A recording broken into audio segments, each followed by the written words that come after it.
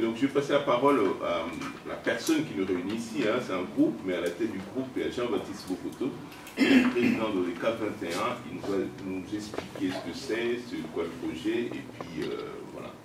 En tout cas, Jean-Baptiste Bokoto, tu as la parole. Merci beaucoup. Mes chers frères, sœurs, chers amis, distingués invités, il est des traditions depuis aujourd'hui 57 ans que les Congolais se réunissent tous les 30 juin pour fêter l'anniversaire de leur pays à l'indépendance. Théoriquement, c'est le jour où le Congo a accédé à la souveraineté internationale. Théoriquement, les gens, certains l'ont eu à le dire ici. Mais nous et nos amis, nous ne voyons pas les choses avec ces lunettes. Pour nous, il arrive à un moment dans la vie de faire une pause, de regarder les choses avec sang-froid et avec toute la lucidité voulue pour tirer les conséquences qui s'imposent.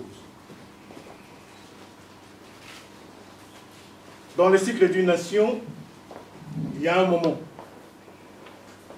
où les choses évoluent normalement. On est alors en mode normal. S'il y a une certaine évolution positive, on progresse en mode progrès. La mythologie, c'est là à son sens, pour enfin atteindre la puissance.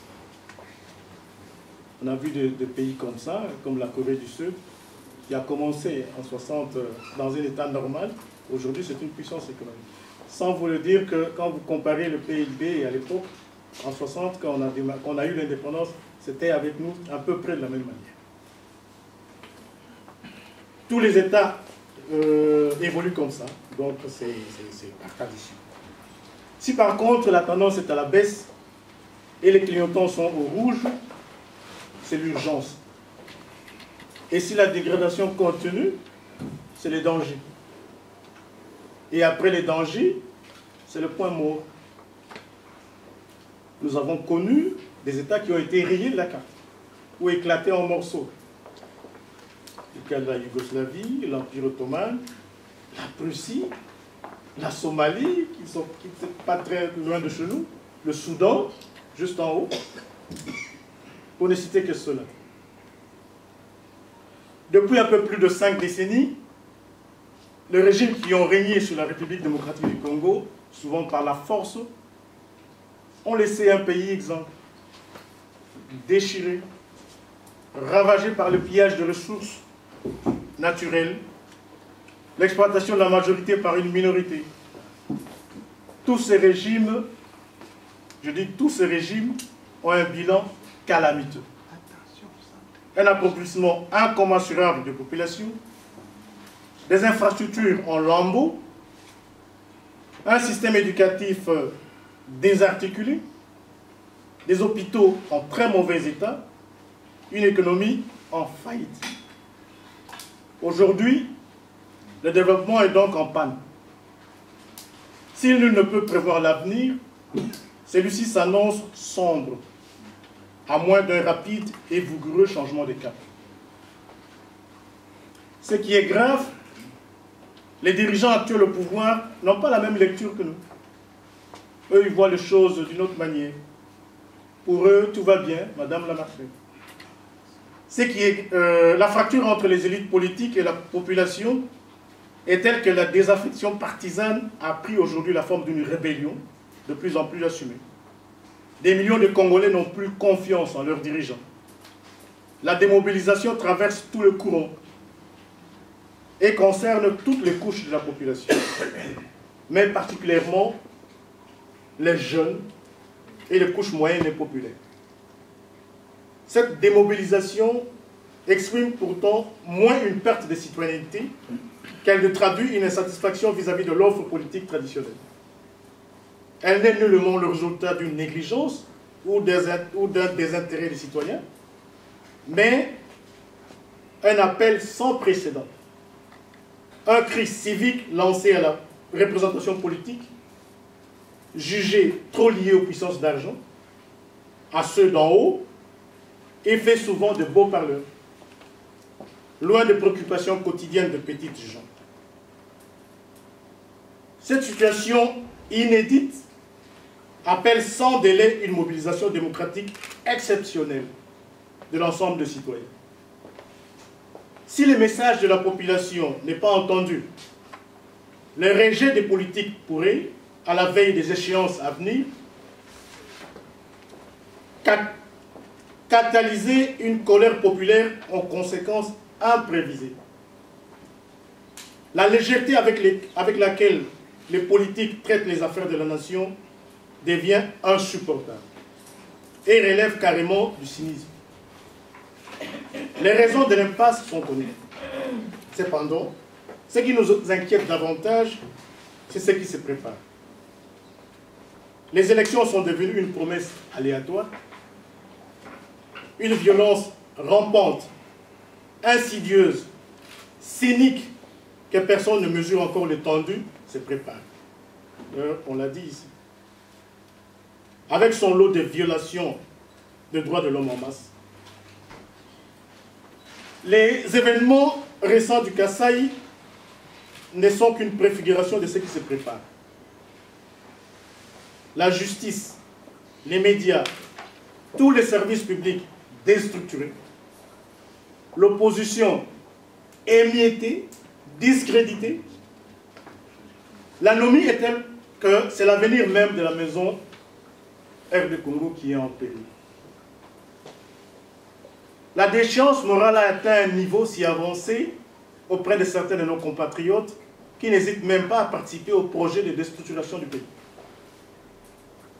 Face à cette dérive, on se demande même si aujourd'hui, si la RD Congo a encore une élite politique et si la maison Congo a encore un pilote qui tient la barre. Comment enrayer les dangers qui est là et inverser la tendance?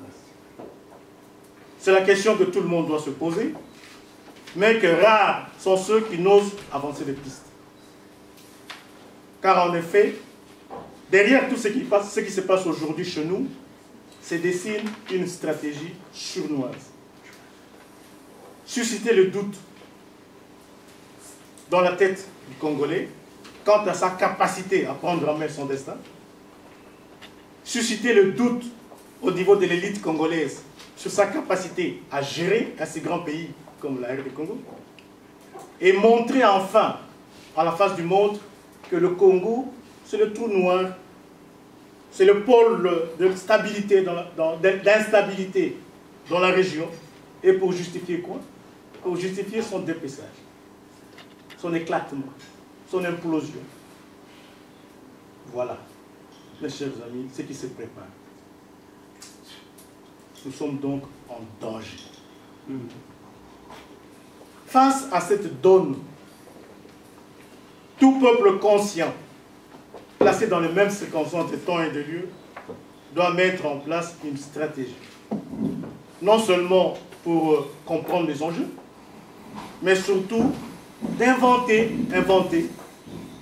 des solutions novatrices qui sortent de nos paradigmes culturels pour inverser la tendance. C'est ce que le peuple juif a fait.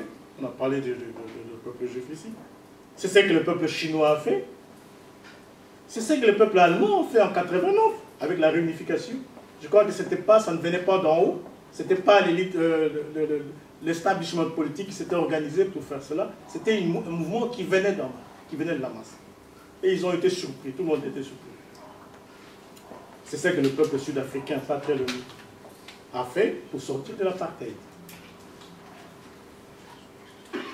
Vous, peuple congolais, et moi y compris, nous sommes nés dans ces pays. Être né dans ces pays, le Congo, c'est un privilège. Vous avez une mission dans ce monde. Vous êtes un peuple digne et fier. Où est partie cette dignité? Si vous le voulez, nous pouvons ensemble, toujours ensemble, prendre la route pour amorcer le processus de la refondation. Mais d'abord, Sortons de nos vieux blocages, comme la maman a dit, de nos vieilles crispations, de nos vieilles peurs, de nos bêtes complexes. Passons à l'offensive, ici et maintenant. Nous croyons que les objectifs, les plans, les prévisions, les programmes ne comptent pour autant que l'énergie positive de la nation se mette à leur service. Nous allons relever ces défis ensemble. Oui, si vous le voulez. Et pour ce faire, nous allons nous appuyer sur le meilleur moteur de l'action, la fierté congolaise. Oui.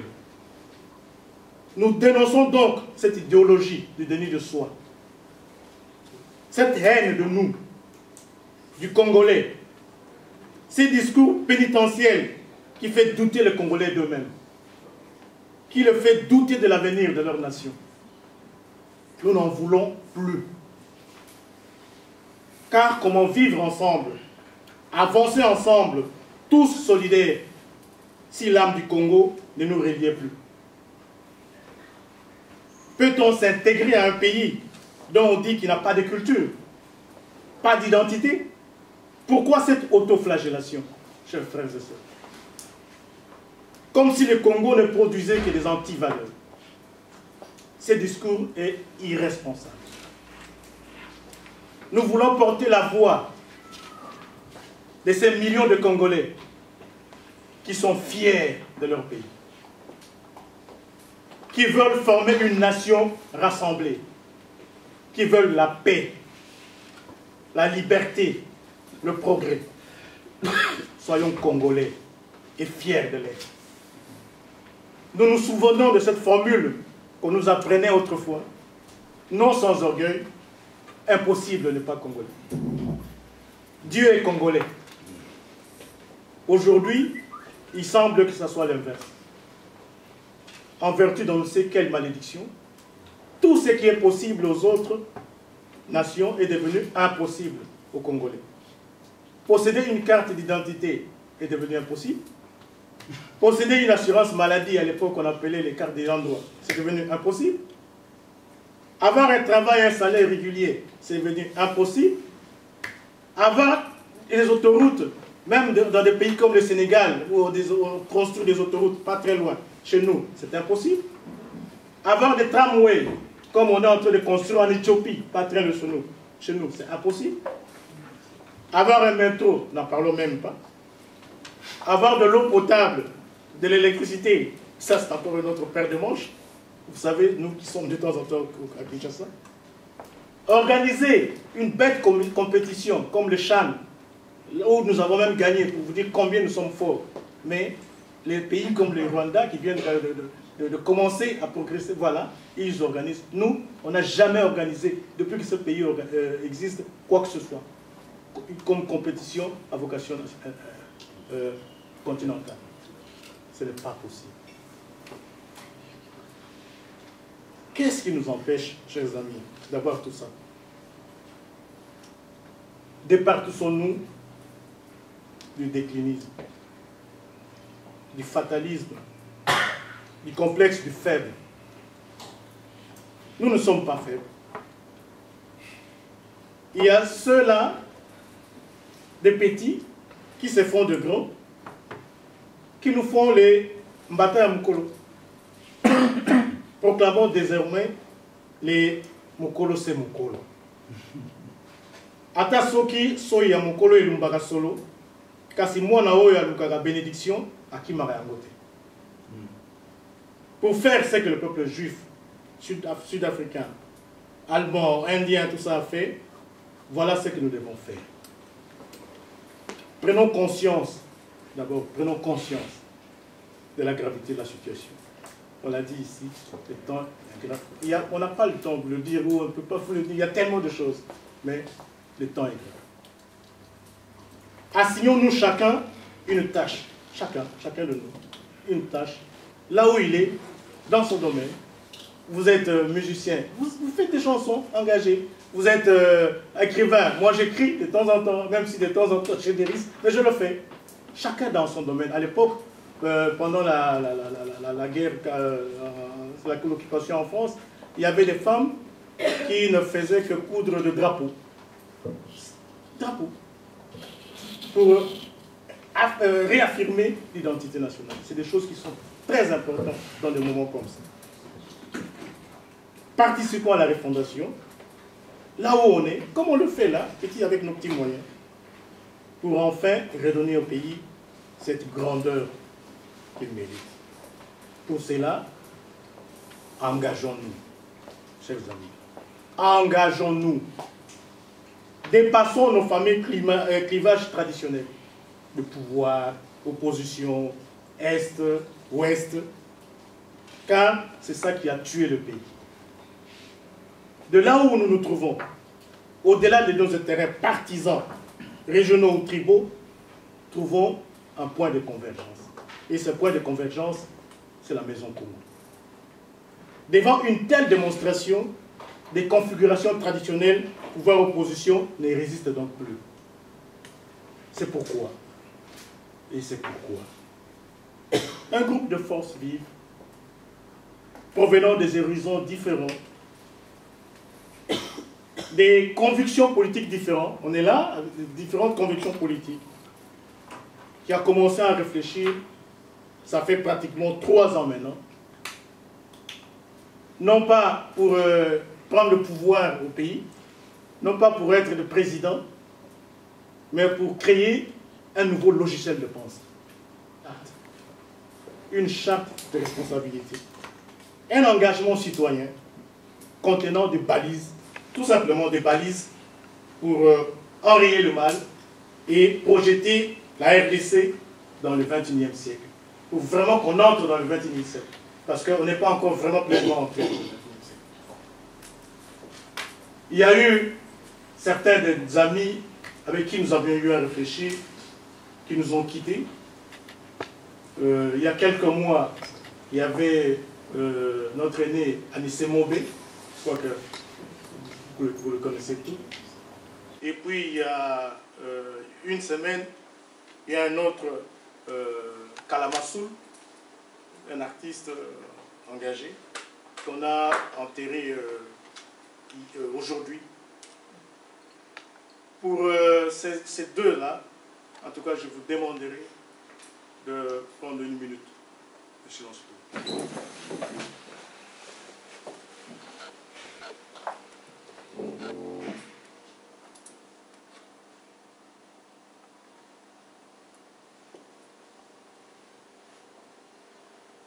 vous remercie.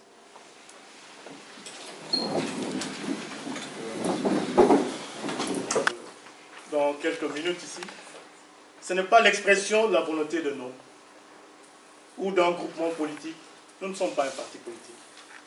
C'est un engagement citoyen, un appel à la responsabilité pour ceux qui veulent vraiment faire avancer les choses, au-delà de nos carcans partisans.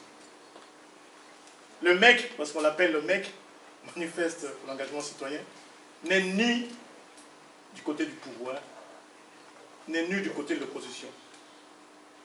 Que ce soit très clair, parce que je sais comment ça fonctionne chez nous. Il est destiné à toutes les filles et fils qui pensent que face au danger d'implosion, ça je vous l'ai dit, de la nation, il faut tenter d'autres solutions. Plus innovantes, plus efficaces, plus audacieuses, même plus audacieuses, et plus raisonnablement articulées. CAP 21, c'est le mouvement que nous avons fondé pour porter cette vision du MEC, du manifeste. CAP 21, ça veut dire Congo en avant, pour le progrès. Va mettre en mouvement cette stratégie-là, cette stratégie, pour mettre un frein à cette dérive actuelle.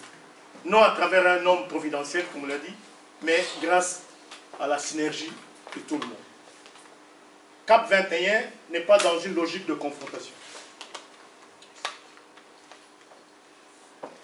mais dans une logique constructive, puisée dans les valeurs du progressisme. C'est le progressisme qui est pour nous notre socle de pensée. Car notre évolution est d'abord celle de la pensée. Nous pensons que c'est notre logiciel de pensée qu'il faut complètement recycler. Nous devons changer nos pratiques. On a parlé de l'heure ici, ce sont des pratiques. Des choses comme ça, des petites choses comme ça, où on doit commencer à 17 h, on commence 1 heure après. Ce sont des pratiques comme ça. Il faut changer nos mœurs. Des intrigues, des coups bas, des agendas cachés. On l'a dit ici. On le sait, nous nous connaissons nous-mêmes. Nos méthodes traditionnelles, tous nos codes là, nos codes tribaux, tout ça, qui ont tous échoué. Parce que si ça avait marché, on serait aujourd'hui une puissance. Nous devons dorénavant adopter la culture de l'efficience, la culture du résultat. Et c'est pour cela que nous avons des atouts. L'okapi, c'est un animal beau. Vous allez vous demander pourquoi est-ce que je fais du coq à l'âne. Mais l'okapi, je répète, c'est un animal beau, fier d'allure et ouvert. Il ne divise pas, il rassemble. Car il est à la fois noir et blanc, comme ma cravate. Il agit, il prend le temps de réfléchir, et il est grand aussi. Il ne se proclame pas le roi de la forêt, mais grâce à ses rayures, peut-être vous ne le savez pas, il résiste aux maladies tropicales et aux piqûres des insectes, comme les mouchéchis, mieux que le soi-disant roi de la forêt. Et in fine, l'okapi ne se trouve qu'en RDC, comme par hasard. Ne soyons donc pas ce que nous ne sommes pas. Nous devrions tous être plutôt des okapis. Nous, Congolais, fiers de l'être, réfléchis et ouverts. C'est pourquoi nous avons choisi l'okapi comme totem de notre mouvement. Congo en avant pour le Congo. Le Congo, si vous ne le savez pas, mes chers frères et sœurs, c'est du lourd, le Congo. C'est du lourd. C'est le pays d'où est partie la religion kimbanguiste, qui irradie aujourd'hui tant de pays, que ce soit en Afrique et à travers le monde. Je ne sais pas s'il y a un pays en Afrique qui a une religion comme ça, qui a inondé, qui colonise pratiquement religieusement d'autres pays. Le Congo, c'est le pays de Lumumba. D'Anouarit Nengapeta. De Paul Panda Farnanon. Je ne sais pas si vous connaissez le Paul Panda Farnanon. Le Congo, c'est le pays qui a inspiré les mathématiques, avec l'os du Shango. Je ne sais pas si vous le savez. Le Congo, c'est le plus grand pays de la culture en Afrique subsaharienne. Le Congo, c'est le pays où naquit l'une des sociétés aériennes les plus performantes d'Afrique. Je ne sais pas si vous le savez. L'une des entreprises maritimes les plus loties d'Afrique à une certaine époque. Le pays où fut créée la première société de téléphonie cellulaire en Afrique. Nous devons donc être fiers de nous. Oui, si vous le voulez, nous pouvons ensemble prendre la route pour amorcer le processus de refondation, étape par étape, brique par brique, et de manière pragmatique, sans état d'âme et dans un élan constructif. Oui, c'est possible, nous pouvons le faire. Car le temps d'une éclipse, on l'a fait, parce que l'appui populaire était là. Avec l'appui populaire, nous relèverons tout le défi de l'avenir en sortant du statu quo. Nous serons au rendez-vous du progrès en balayant nos vieux blocages, nos vieilles crispations, nos vieilles peurs. Qu'est-ce que ce qui nous reste donc maintenant à faire, si ce n'est de passer à l'offensive? La nation congolaise, mes chers amis, c'est vous. La première génération du nouveau siècle, c'est encore vous. En 1960, eux, c'était le père de l'indépendance. C'était la génération qui a lutté pour l'indépendance. Nous, c'est la première génération qui entre au nouveau siècle. C'est vous, c'est nous. L'avenir du Congo dans ces mondes mouvants, c'est encore vous. Nous croyons à la nation congolaise. Du moins, nous croyons à la nation congolaise. Nous croyons que les objectifs, le plan, les prévisions comptent mais il faut de l'amour, il faut de l'énergie positive. Nous croyons au souffle de la nation. Nous croyons à une nation, à une nation indivisible, fille de Kimpavita, souveraine par destin et universelle par vocation. Nous voici donc, mes amis, non pas à la fin, mais au début de quelque chose. Saisissons la chance qui nous est offerte, sans minimiser les forces de résistance. Remettons en ordre cette maison qui est la nôtre et prenons enfin l'initiative de l'action. Il y aura certes des traverses, des tempêtes, des vents contraires, des intrigues, ça on le sait déjà. Mais rien ne nous découragera. Et nous nous souviendrons de ce jour, aujourd'hui, le 30 juin 2017, où nous avons tous ensemble et d'un seul cœur décidé de redevenir nous-mêmes. Que Dieu bénisse les conduits. Que je vous remercie. Bravo.